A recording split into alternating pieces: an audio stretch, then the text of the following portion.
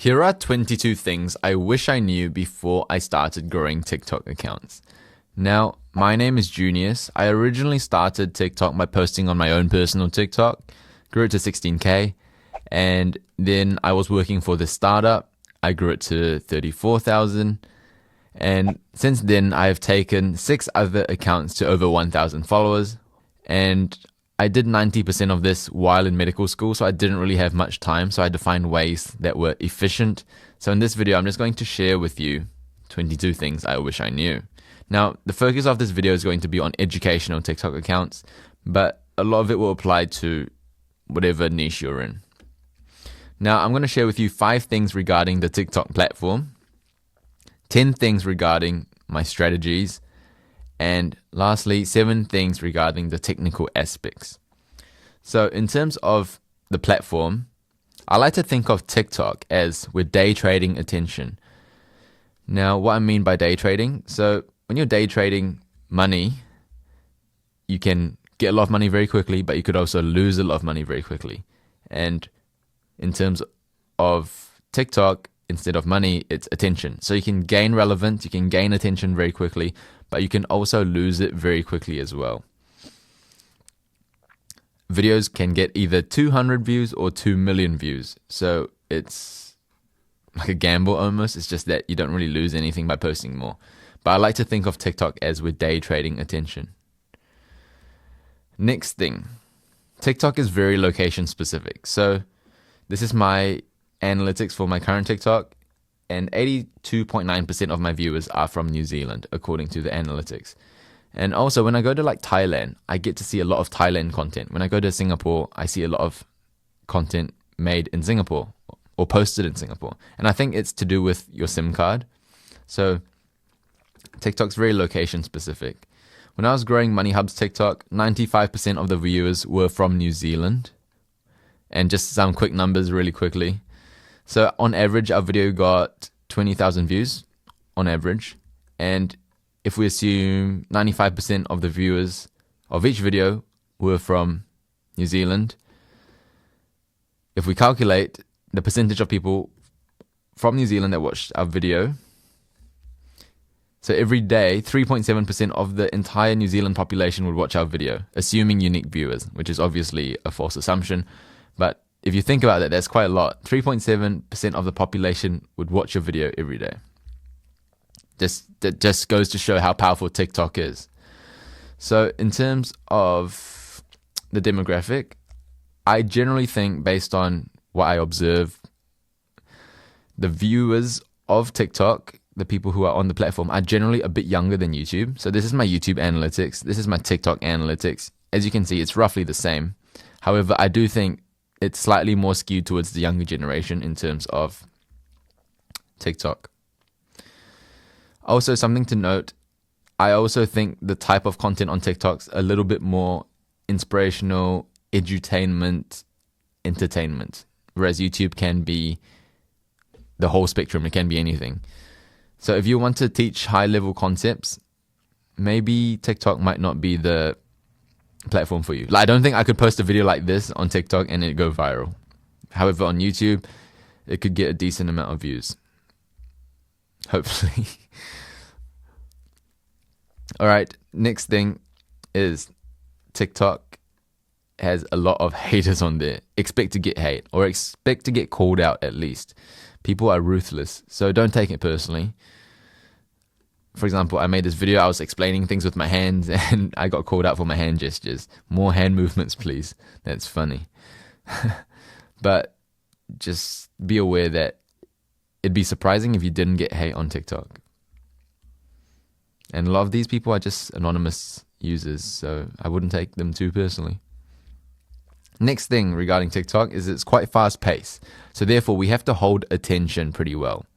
So there might be cuts every 2 to 3 seconds. There might be pop-ups every 2 to 3 seconds. We might want to change location. So maybe for 2 to 3 seconds of the video, I might be in my room here. And then the next 2 to 3 seconds, I could be on the couch. And then maybe I'm in a fancy mall or whatever. Just frequent cuts. That's generally what I see people do.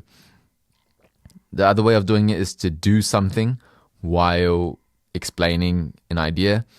So I see people chopping onions, say, and they're explaining a high level idea to maintain attention, and that works.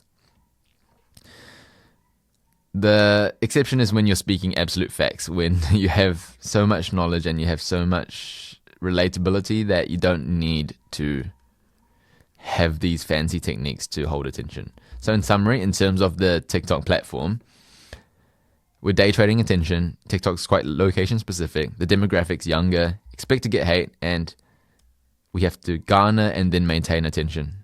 All right, moving on to the strategies that I use for TikTok. My main framework for growing TikTok accounts is this one: test, analyze, replicate. Let me explain it. So testing. Say I have a box, a niche, say, and within that box, I have several ideas. Say our box is getting jacked. That's the niche I want to talk about. Idea 1, I could go and make vlogs about going to the gym. Idea 2, I could make educational content. I could do motivational content. I could do interviews. I spelled interviews wrong. But these are all ideas within this getting jacked box. Now, I don't like to reject my ideas before the market does. So generally, if I'm just starting out, I see no reason why I can't test all these ideas and let the market see which one they like, which one performs well. And that's when we go into the analyze stage, where we analyze all the data that we've now received. So this was how I did it back in the day. This is a Google Sheet. I would manually type out the views, manually type out the likes, manually type out the comments and the shares. And then I would use Google Sheets to calculate the like to view ratio, the comment to view ratio, the share to view ratio. And if anything was abnormal, I'd highlight it and try to analyze why it do well, whether or not there were captions, what the intro was, the hook, what the style was. And then I would just replicate videos that performed well. And now I wouldn't do this necessarily. There's this website called webapp.talkbackup.com where you can just rank your videos by views, and you can see how many likes and comments and the duration and all that.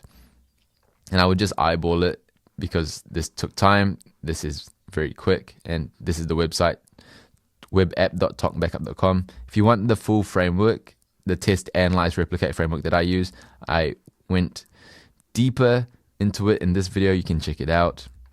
But let's move on. Next thing I wish I knew was that changing niches isn't great. Now, I'm probably the worst person to give this piece of advice because, as you can see from my TikTok currently, followers have gone down, partly because I don't really post, partly because I changed niche so many times. Now I'm making videos on editing, and not many people are interested in editing. Like, it's quite a niche target audience. And the content I made previously was about investing, about medicine. So it's all sorts, right? So these people who consume KiwiSaver and investing and medicine content won't be interested in how to edit videos. So a lot of these followers are not following me for editing.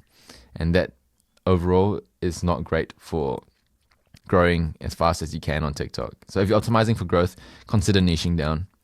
And also, something that's very easy for people to do, and I fell into this trap myself, is to chase views. Now, it's very easy to chase views. After you've posted a handful of pieces of content, you kind of know what does well. And if you just chase views and you go off brand and you just want views and you get a lot of followers and views because of that, then these people aren't following you for you at your core, and therefore it's not optimized for the performance of the videos where it's actually you at your core, and therefore that might ruin your account. So my advice is to remind yourself why you started TikTok in the first place, what's your why, and to not let views dictate your course, because it's very easy to make a slight diversion, and then over time you make a great diversion, and you look up one day and you realize, how am I making content about this? That's not my original intent. That's weird. It doesn't even help anyone now. So that's the tale of caution to be aware of. Next, hooks are very important. The first 3 seconds, super important. And hooks can be broken up into the verbal hook and the visual hook. In terms of the verbal hook, what I like to do, I like to make a promise, and I generally use the word you. So this is a common hook that I'd use. If you're doing something, here is a free resource. So if you're doing NCA, which is the curriculum in New Zealand, and taking math, stats, or calculus, here is a free resource. So keywords, NCA is a keyword, math, stats, or calculus, free is another keyword, and some variation of the word you. Lists are great. So 3 ways to whatever, that's a great hook. And there are a couple other verbal hooks you can use. In terms of the visual hook, you can add text to what the video will be about visually. You can do a landmark. You can sub-communicate competence. For example, I filmed in a boxing ring. And you can leverage other people's status. For example, in this video that I helped make for this boxing coach, we explained the Philly shell. So that's the visual hook. So this is my framework for scripting content in general. And if you want to learn more about scripting content and more about hooks, you can check out this video here. But let's move on. Scripting videos and the topic of the video is very important. Now, I made 2 videos promoting my dad's YouTube channel, and this one got my dad 400 new subscribers, and this one performed pretty well as well, pretty similarly. However, the styles of the videos were completely different. This one was AI voice with captions. This one maybe had captions as well, but it was much more lower production quality, and it was just me talking to the camera. So although the script and topic were similar, the production style was very different, and they both performed very similarly. So this helps me conclude that script and topic is very important over how fancy the edits are and the fonts and so on and so forth. So script and topic over everything else. So if you want to learn how to script, you can check out this video here. Right, in terms of consistency, I think that's super important. Imagine trying to go to the gym and trying to get strong, but you only go for 1 week, and then the next week you take a week off, and then you go for another week, and then you take another week off. How much muscle do you think you build? So I think consistency is also very important when creating content. So usually I post every day or alternate days if I'm trying to grow a TikTok. So this boxing coach, I posted on alternate days. We posted 15 videos total, not that many, and we got it to 4,000 followers. So if you can commit to something like 1 video every day for an entire month, or 1 video every day for 2 months, or 1 video every alternate day for 3 months, something like that, if you can commit to something like that without looking at the results and analyzing the results too early, I think that's the secret. That's the source. So consistency. Next, something I do, I like to repost videos that has performed well. However, I try to do it without the TikTok watermark. So this video did all good, and when I reposted it, which means just posting the exact same video again, it got like 1/10 or 1/11 of the views. Like, it still did pretty well. This video again, posted it again, and it performed all right. Not bad, but not great, but like it still got quite a few amount of views without any extra effort, right? So what I like to do whenever a video does well relative to my other videos, I just post the exact same video again. And to repost without the watermark, you can find the original video and post it, and that's what I recommend. However, if you don't, you can use this website called snaptik.app. Yeah, snaptik.app, where you can paste the TikTok URL and download the video without the watermark. But I think ideally just post the original video, the original MP4 or MOV file. All right, next, make content that's native to the platform. So I usually search for a key term if I'm looking for video ideas, like content creation, say. Then if I click these 3 dots, go under filters, this menu would pop up, and I'll click filters, and then I'll go like count, last 3 months, and I get to see then a bunch of videos that has performed well over the last 3 months. And I generally try to copy aspects of the video. I wouldn't copy the video exactly, because if you copy someone, you're always going to be number 2 to that person. However, if you try to copy aspects but make it better, then hopefully it perform better, and it's no longer plagiarism. Just make it better. Just use it as inspiration and make it better. That's what I like to do. So find other pieces of content that's performed well in the last 3 months and use it as inspiration and make it better. and make it more me, make it my take, because I'd probably disagree with what they have to say in terms of content creation. Say I'm probably going to have my own frameworks. Maybe I just use their topic but explain things in my way, and I try to make the video better than their video. We don't want to be number 2. All right. Another thing I've noticed is that TikTok likes in-app features. So these are a couple features that I really use frequently. So this is I used to use frequently at least. This is a green screen feature. So usually I have my notes app with the title of the video and just me in the green screen explaining things like that. I also use this reply to comment feature quite a lot, where I go to a comment and hold it down and click reply to a comment, because then it shows that I'm engaging with my community, and it's an in-app feature, and TikTok likes in-app features.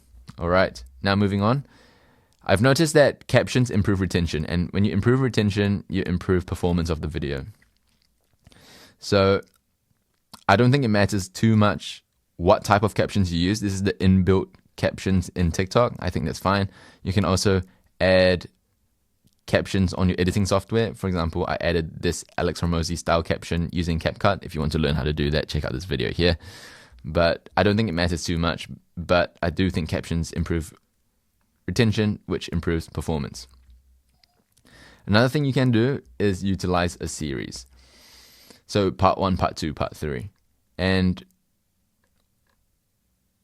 it's good because now people will funnel from one video to the next and you don't have to force yourself to condense all your information into one video. Like TikTok's short.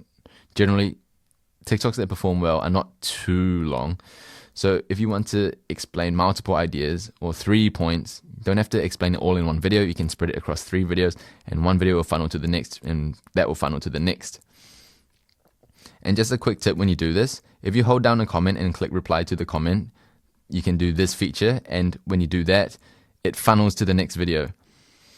So say this is part 1, and say this video is part 2. If I reply to a comment on part 1, it will funnel to part 2. And then if I do the same for part 2 and funnel to part 3, hopefully the traffic from one video would funnel to the next, which will funnel to the next. And that's what we want. All right. In terms of strategy, test, analyze, replicate. Changing niches isn't great. Hooks are super important. Script and topic over fancy edits. Consistency is super important. Think about going to the gym. I repost video that has performed well.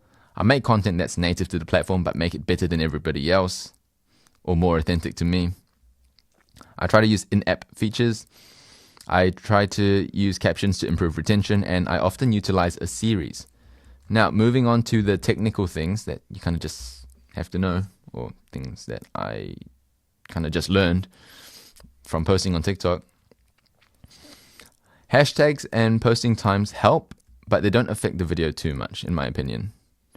Like, they can affect a video's growth from, say, 1K to 10K max. But a video that will perform like 100K in terms of views would perform 100K regardless of the hashtags and posting times you use.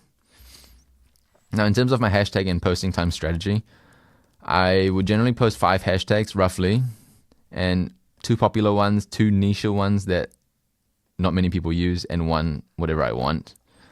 And in terms of the most active times, if you see this in your analytics, generally I try to post 1 to 2 hours, maybe 2 hours before the peak period. However, as you can see here, a lot of times it's flat from like 10 a.m. to almost midnight. So it doesn't matter too much. Generally, the times I post is from 4 to 6 p.m. after people finish work. It gives the algorithm a bit of time for it to kick in and push the videos, so when people finish work and check their phones, they can see my video. All right. Now, in terms of posting content too close to each other, I generally wait at least 2 hours before posting 2 pieces of content. If I really wanted to get 2 pieces of content out very quickly, I wait 2 hours. And also, when a piece of content does well, I let it run. I don't post again until it kind of tapers down slightly, and then I can post again. If it's gaining momentum, I don't want to interrupt that momentum by posting another piece of content that it would compete with. All right. Now, if you post content with music, it might add to the overall vibe. However, just be aware that the sound might be removed if there's copyright issues. So if you're posting an important video, consider making the sound just your voice, because there's a risk of it being removed. Up to you though. I do think music can add and enhance your video, so it's a trade-off. Risk you have to weigh up. Alright, next thing I wish I knew is that editing captions too closely to the borders can get those captions cut off. So this is the video, what it looks like on my editing software on my computer, and this is what it looks like once I've posted it on TikTok. So let's use this Finder icon as a landmark. Look how much space there is to the end of the video. And look how little space there is here. A lot, little. Other side, somewhat space, see? No space. So there's a slight crop on the edges. And also, notice these icons, profile picture, like, comment, bookmark, they obscure the right-hand side as well. So consider making your captions quite near the center. Imagine borders here so it doesn't get cut off on the side. Alright, now in terms of deleting or scheduling posts, I try not to delete posts because somehow TikTok doesn't like that. If I have to, I change privacy settings to friends only. And in terms of scheduling posts, I think you can do this on the TikTok browser, like on Chrome or whatever browser you use. You can schedule your posts. I don't think that's ideal. I think I did this one time because I was busy while I needed to get posts out for someone, but it didn't work. Like it did work. It just didn't perform as well as the other posts. So I wouldn't recommend scheduling posts. I manually post it every day when I'm trying to grow TikTok accounts. Next, in terms of camera, I didn't need a fancy camera. I don't think you need a fancy camera. I use the iPhone 11 front-facing camera, all good. Just avoid covering the mic. I know the mic's at the bottom for my one. I'm not sure where the mic is for your phone, but avoid covering the mic. If I wanted to lean it against something, I put the phone upside down, so then the mic isn't covered. Just a little cheeky tip. And I mostly recorded the TikToks in app. So I didn't use the camera app. I just recorded it in the TikTok app itself. The times when I didn't was when I wanted to post it on a different platform as well. Alright, fancy camera you don't need. However, sometimes I did use a fancy camera, I did have to admit. Sometimes it's nicer, sometimes it's more on brand, sometimes it helps you stand out. So when I did, I had a few tips I did in terms of filming. But whether I film with my iPhone 11 or my camera, I try to film only one day a week. And I've scripted all the videos beforehand, like throughout the week, and then on the filming day I just filmed like 7 videos, say, or 5 videos on that one day. So 7 tips. I made a video on batch filming tips, but I'll just share 4 of them with you here, and most of these apply to using an actual camera. So I plan the videos beforehand. As I said, for short form I generally write scripts. Number 2, I take breaks throughout the day of filming. I think it just re-energizes you. Number 3, I like to see how one video looks and sounds, because if that video somehow looks bad or sounds bad for whatever reason, your audio is not working or whatever, I like to then be able to not waste the rest of the day recording bad audio or bad visuals. So I just like to see how the first video looks, how it sounds, just in case. Number 4, whenever I make a mistake, I snap my fingers, because then on the editing software I see a spike and I know I made a mistake just before that, so I can just cut it out. If you want to see this video, you can check it out. But in summary, in terms of the technical aspects, I don't think hashtags in posting times help too much, although they do affect performance.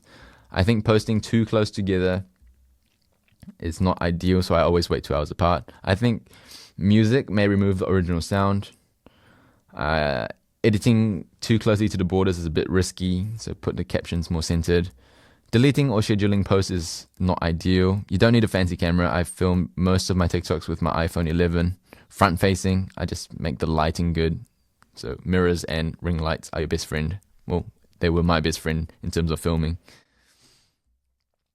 And bulk filming. I try to bulk film everything one day a week. So yeah, 5 things regarding the platform, 10 things regarding strategy, and 7 things regarding the technical aspects. I believe that's 22. So those in general are the 22 things I wish I knew before growing TikTok accounts. My name is Junius.